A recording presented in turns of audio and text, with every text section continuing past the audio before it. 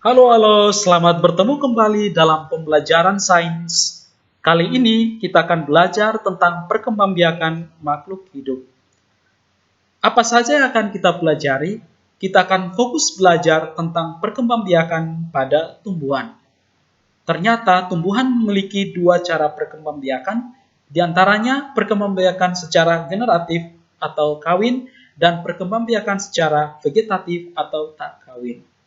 Hari ini kita akan lebih fokus belajar tentang perkembangbiakan tumbuhan secara generatif. Perkembangbiakan generatif adalah perkembangbiakan tumbuhan secara kawin. Ini melibatkan sel-sel gamet dari sel jantan dan sel betina dari tumbuhan. Salah satu jenis tumbuhan yang berkembang biak dengan cara ini adalah tumbuhan berbiji atau angiosperm.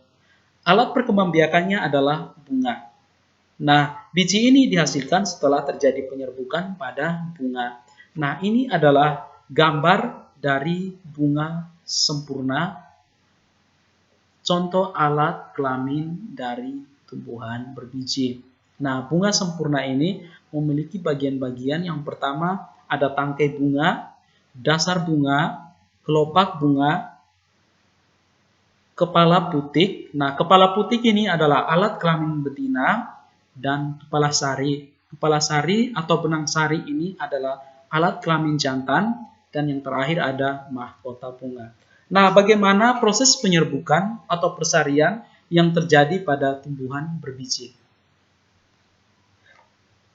Ini adalah siklus hidup dari tumbuhan berbiji. Ketika tumbuhan sudah dewasa, berarti akan menghasilkan bunga. Nah, bunga ini ada alat kelamin jantan dan ada alat kelamin betina. Jadi, kepala sari ini akan menghasilkan serbuk-serbuk sari, dan serbuk sari ini akan jatuh ke kepala putik. Nah, di sini akan terjadinya pembuahan atau fertilisasi.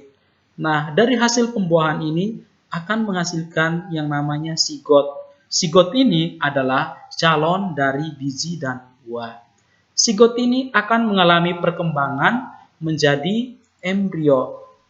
Nah, embrio ini akan mengalami perkembangan menjadi biji dan buah. Kemudian biji dan buah ini akan matang. Setelah matang, biji dan buah ini jika dimakan oleh manusia dan hewan, maka tidak akan mengalami perkembangan. Tapi jika tidak, maka biji dan buah ini akan jatuh, kemudian biji ini akan tumbuh lagi menjadi tumbuhan baru.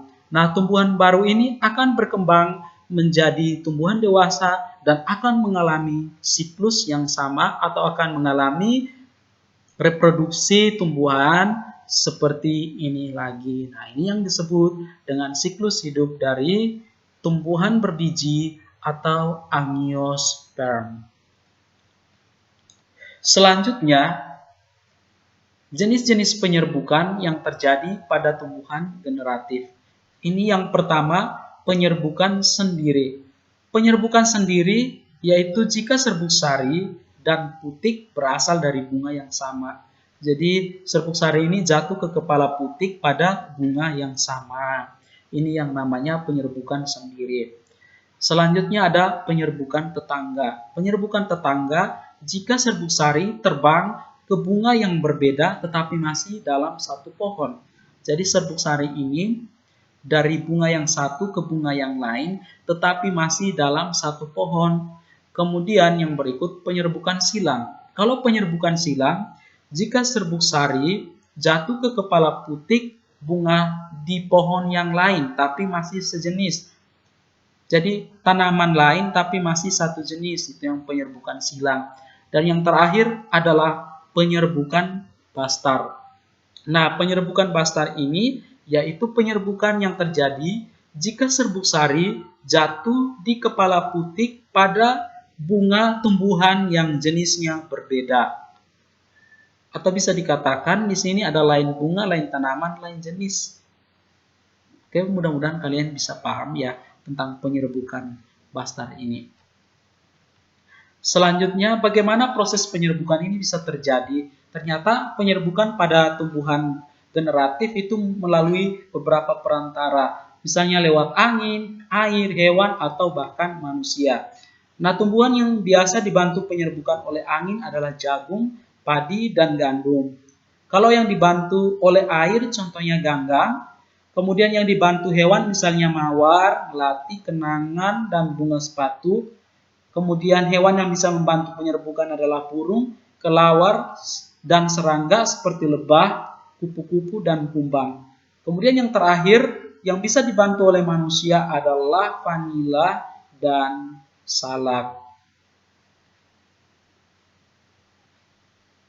Nah, demikian pembelajaran kita hari ini. Harapan saya semoga kalian bisa memahami tentang materi ini.